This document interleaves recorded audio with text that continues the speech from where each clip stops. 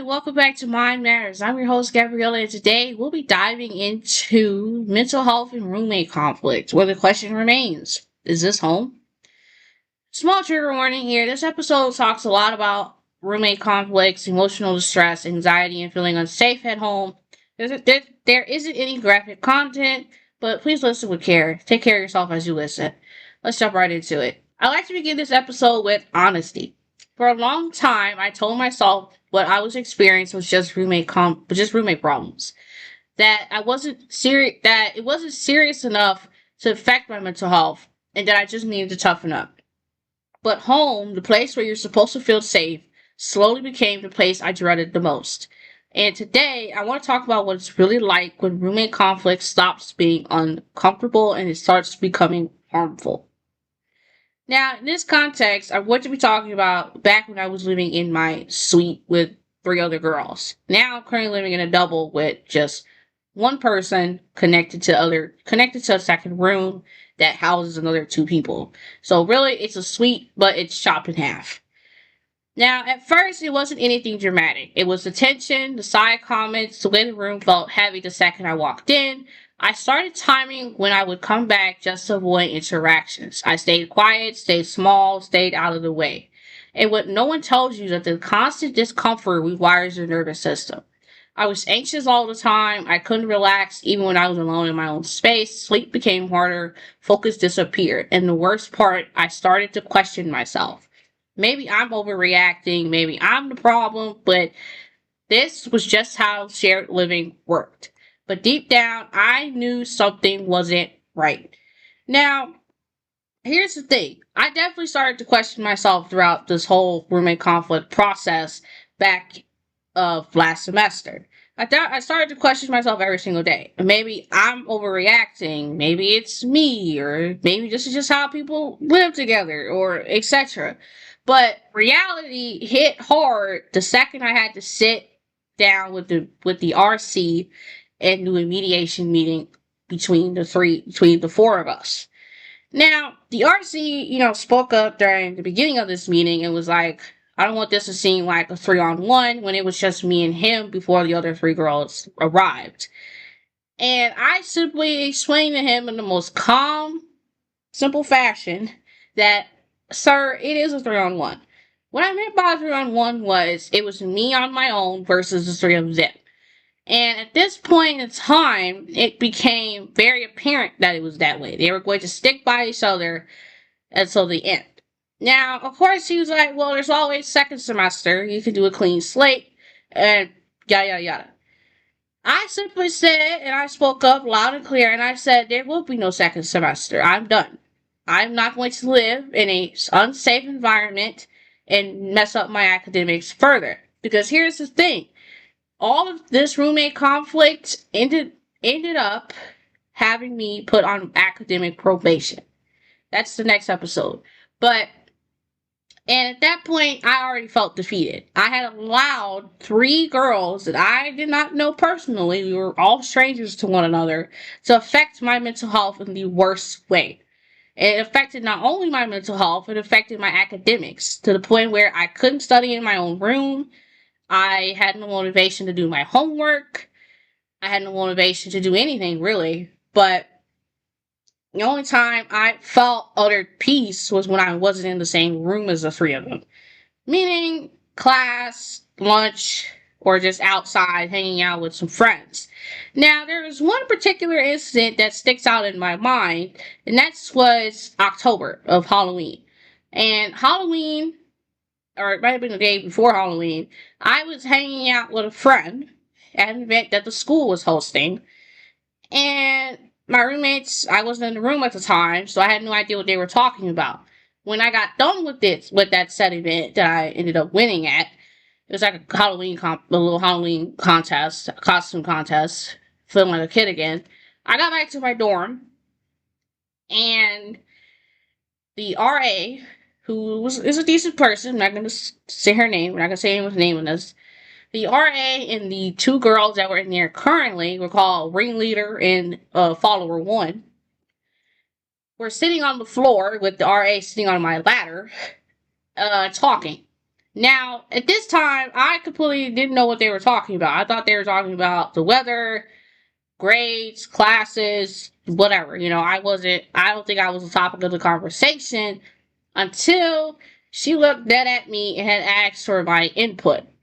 Now, I simply asked the RA what was she talking about because I had just got back from hanging out with a friend and had no idea what was going on.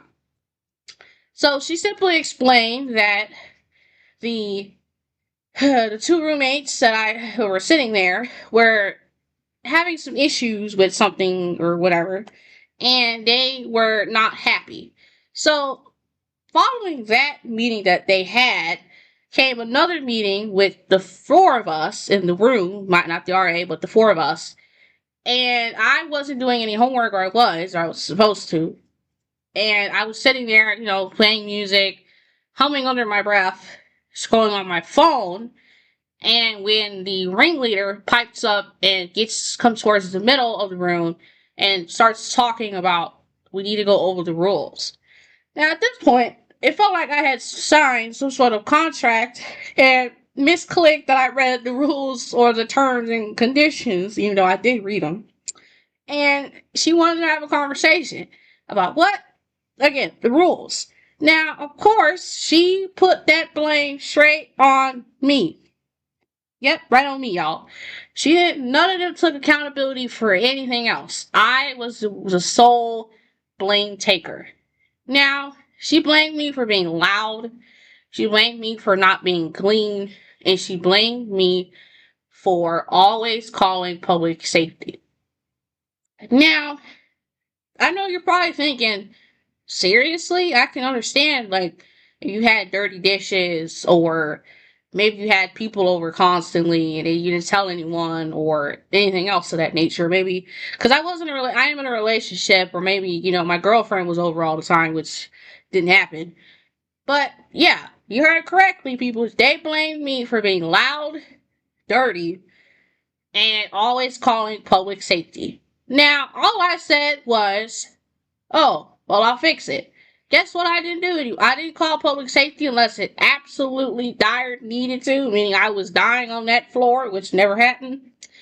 I made sure I was clean, meaning I washed my behind every single day. I made sure my dirty clothes were in that dirty clothes basket. I made sure shoes was out the way, whole nines. I made sure everything I had was put in a certain spot so it wouldn't aggravate none of them people.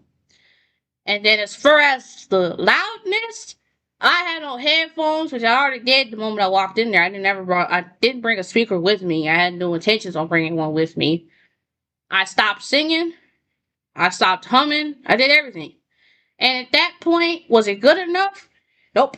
Because the next thing I know, maybe either a week or a few weeks after that, I get a call. Well, the RC, because we have the RA and we have the RC, comes to our door looking for me and pulls me out of the room for a conversation. Now, we go into the lounge, or the kitchenette as they call it here. This ain't no kitchenette, people, y'all lying. But into the lounge, and he starts, telling me the spiel or what's happening. So all I can do is sit there with my hands clasped together, thinking to myself, my God, these girls don't know how to speak up about anything. If they do, it's only to shift the blame. So simply, I just asked him, I said, well, how come they didn't come to me for this? I'm the roommate. You would think they would come to me and say something instead of trying to go behind my back. He simply said, well, I don't want you to feel like it's a 3-on-1, and etc., etc. I looked at him dead in the eyes and said, it is a 3-on-1.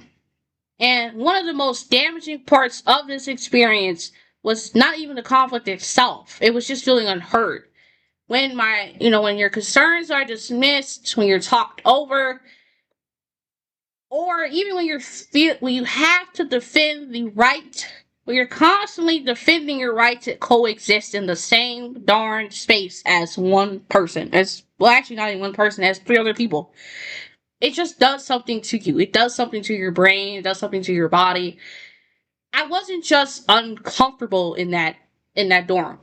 I felt isolated in my own home, meaning I couldn't go to them if I needed something.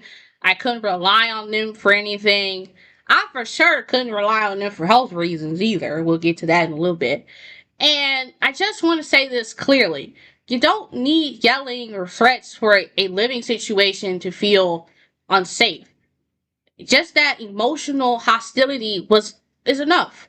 And if you ever feel like you're walking on eggshells around people, your body already knows there's something going on. Besides, even if your mind is trying to say, maybe it's you, but your body is like, yeah, there's something going on here.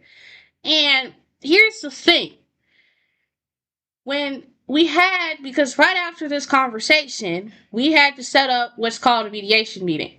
A mediation meeting is when you, or the people that you have to talk to, per se, and the RC or resident coordinator sits down in one nice little area that could be conference room, office, even your dorm, and you have a nice, good old, probably about 10 to 20 minute conversation, or even an hour, depending on how much has to be talked about. Now, during this meeting, quite frankly, there's a lot of blame going on. It wasn't accountability being taken, besides from me, and it felt like I was in court. The RC was the judge, I was the defendant, having to defend myself with no lawyer, and then the other three girls were the plaintiff. So at this point, I was like, alright, I guess we up in here, in court, I got a case against me, that kind of thing. It felt like I was going to go to prison. And I was already in prison. That was my prison sentence, living with them. So it starts off pretty mediocre and pretty calm. It doesn't start to get heated the second she brings up the fact that I posted a short video about how I was the problem in the room on TikTok. Probably like 2-3 months prior to this. And we were already heading deep into finals, people. Midterms had passed. Last day of classes had already passed. We were into finals. And guess what? With this happening so close to that time, my brain was not ready. I already knew I was cooked. And so we're all sitting there. The moment ringleader pipes up, she pulls out a stack of papers. I don't have the stack she gave me. I ripped it up and threw it out because I wasn't going to hold on to that. Because if you ever do that to somebody, it's just being spiteful. And points out to a section of the comments that is from a family member of mine that says, "Let me know if you need me to pull up." I simply clarified to them three girls who insinuated, oh, she's trying to fight us. I simply clarified to them that I need no one in my family to protect me. I am quite old. I am old enough to protect myself. I don't need anybody. I can fight. If I need to beat up somebody, I can do that if I need to. But not that I'm saying I would. That's not, I don't need a protector. I'm the protector of myself, and I would hope to be the protector for someone else. And then we get to the next problem. Cleanliness. I simply state and I say, well, actually, I cleaned the bathroom. I made sure, ever since after that conversation we had before the mediation meeting, I made sure to pick up every ounce of hair in that bathroom so that way they couldn't say, oh, there's hair on the floor. I cleaned out the moldy refrigerator, the closest one to the door, because it had mold from somebody's Taco Bell in there, and it was stinking up everything. It just was nasty. And I told them, I said, hey, I cleaned out the moldy refrigerator, by the way. It stunk. Oh, thank you, I guess. Not even a valid thank you. And that was before I had to go home for Thanksgiving break. I was leaving a day early.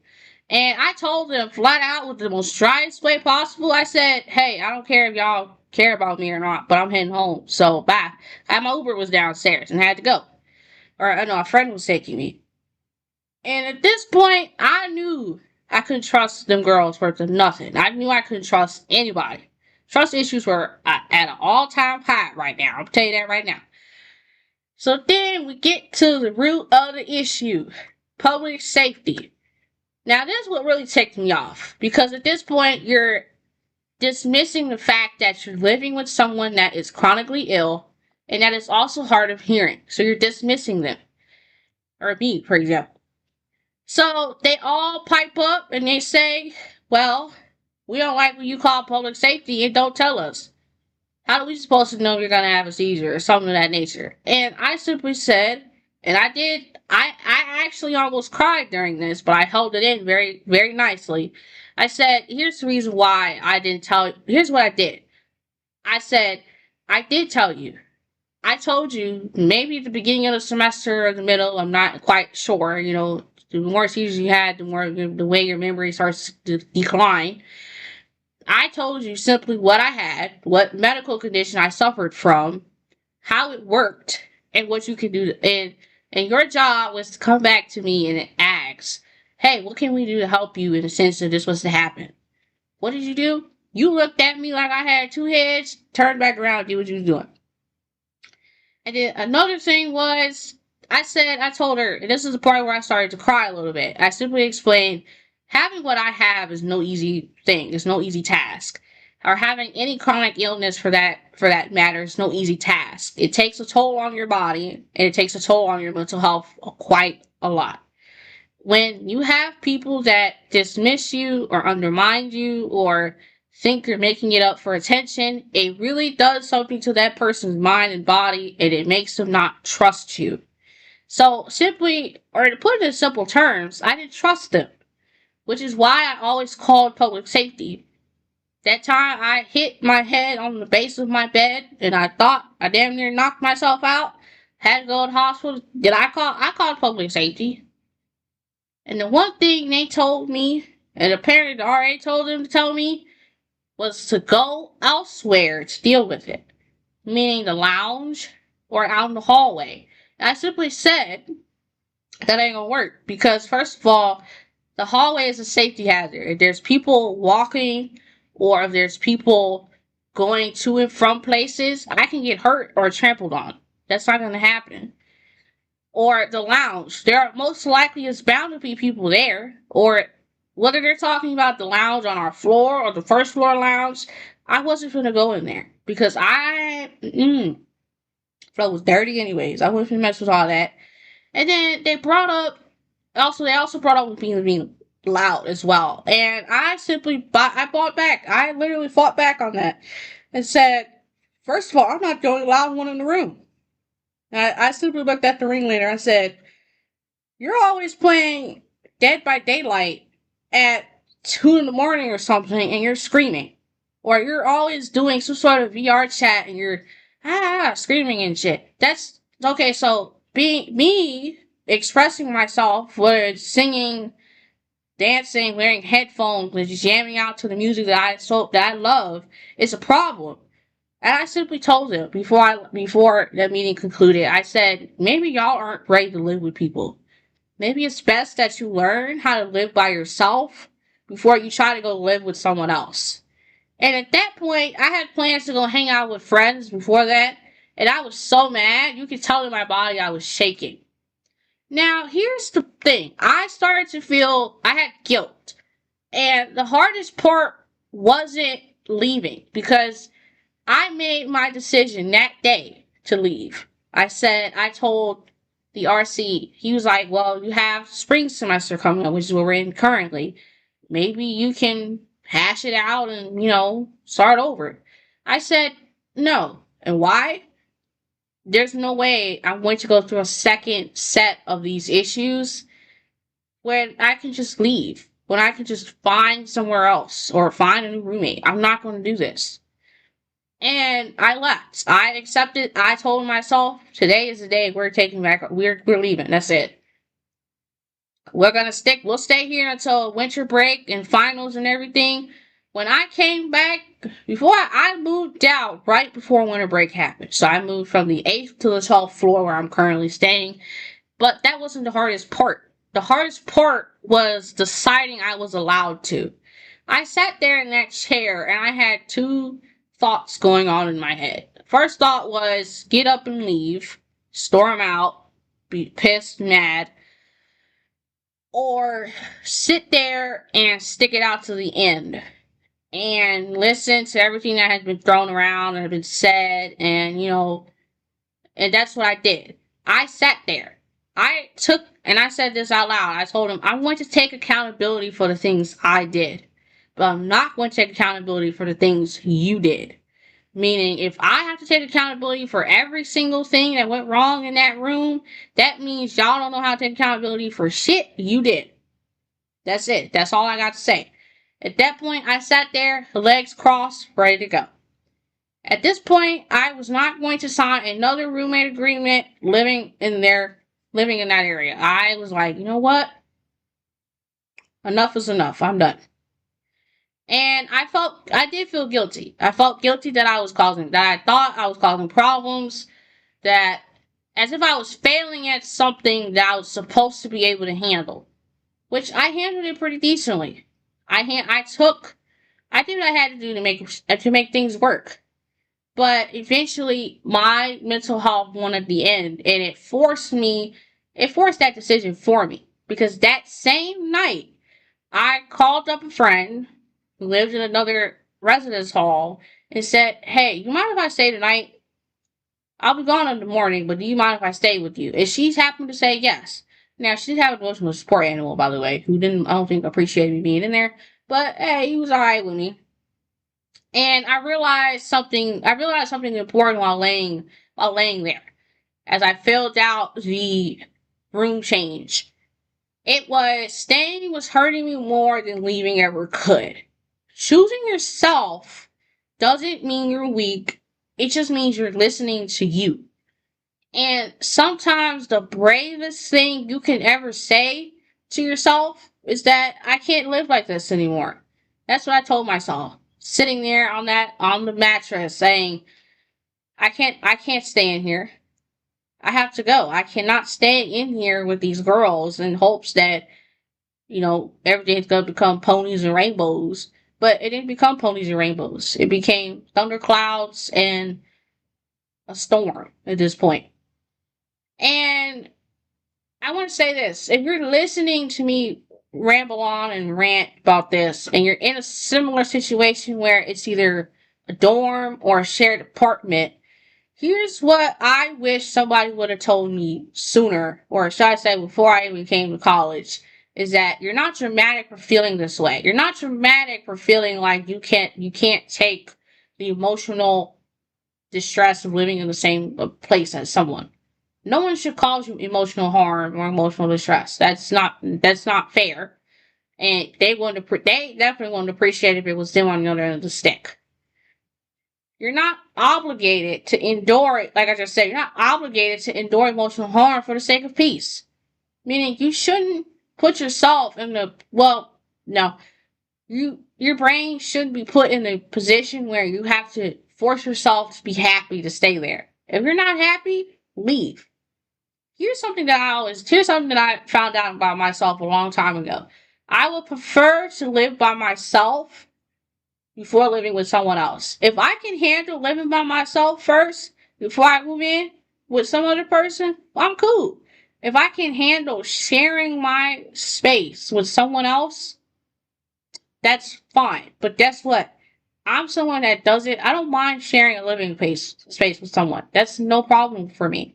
But it becomes a problem once people start finding the smallest things to bicker about. Another thing is, your mental health is non-negotiable. Meaning, that's not something you can sit down with the Godfather and negotiate on. No, you can't. He's not going to give you a deal you can't refuse. If your brain is saying, nah, we got to get on up out of here, you need to go ahead and take that advice and get on up out of there. Because that's also what's called listening to your gut. Your gut knows more than usually I like to listen to my gut a lot more than my head. Meaning if my gut knows ain't something right, I'm pretty sure ain't nothing right. Just like when I take my health into consideration, prime example, when I have an aura before I have a seizure or anything, and my gut tells me something ain't right, that's telling me my body's gonna know something ain't right. You always want to take your gut into consideration. Always. That gut feeling protects you from a lot of stuff. Protects you from getting hurt. Protects you from, being in dangerous situations, meaning if your stomach all of a sudden gets twisted being around a group of people, that ain't the right group of people around. I don't know. And last but not least, leaving a toxic environment doesn't mean you failed. It means you survived it. Meaning, you're not the one throwing in that white towel. You're the one taking that white towel and saying, you know what? Look, I'm gonna do what's good. I'm gonna do what's for me. Y'all figure it out on your own. That's exactly what I showed them leaving. I didn't allow them to push me out of that room. I moved down on my own 2 feet. I was not going to allow 3 other girls to affect me that no more. I took my white towel, I hung it up, loud and proud, with a note next to it, or an imaginary note next to it, saying, "See you later, suckers," because I was no longer going to deal with that. Now, here's the one thing I should have done, and I can still potentially do. I wrote 3 letters for all 3 girls, and I never got a chance to print them out, nor even hand them to them, because I was like, what if I start another conflict? But here's the thing. The reason why I wrote those 3 letters was to allow them to really for me to tell them how I really felt. And simple enough, I might just go ahead and print them out anyways and hand it to them anyways. And be like, you know what? I know this is a long time, I know this happened last semester, but I completely forgot to hand these to y'all. Because here's the thing. I wish I would have told y'all this before I left, but, and that's that. Another thing is, before we end today's episode, home should be the place where you breathe easier, not the place where your anxiety lives. If this episode resonated with you, and I hope it does, I hope it reminded you that you're not alone and your feelings are valid. And it's not fair to you or to your mental health to be stuck in a dire, unsafe situation. If your gut is telling you it's time to go, then it's time to go. And on that note, I want to say thank you for listening and thank you for taking care of yourself. And until next time, protect your peace.